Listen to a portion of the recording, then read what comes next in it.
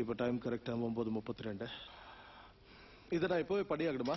ஏன்னா எனக்கு பயங்கரமா தூக்கம் வருது. இல்ல, இப்பவே பண்ணு, அப்பதான் ஞாபகம் இருக்கும். Okay, location shock. நெட்டரி கிட்ட என் ட்ரைனிங் தொடர்ந்து போயிட்டு இருக்கேன்.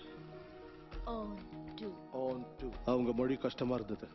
ஆனா சில விஷயங்களை செஞ்சு முடிக்கணும்னா இந்த மாதிரி கஷ்டங்களை அனுபவிச்சுதான் ஆகணும். நாவி நாரி நாழி நாரி நாழி துணி ஊல் பலமா.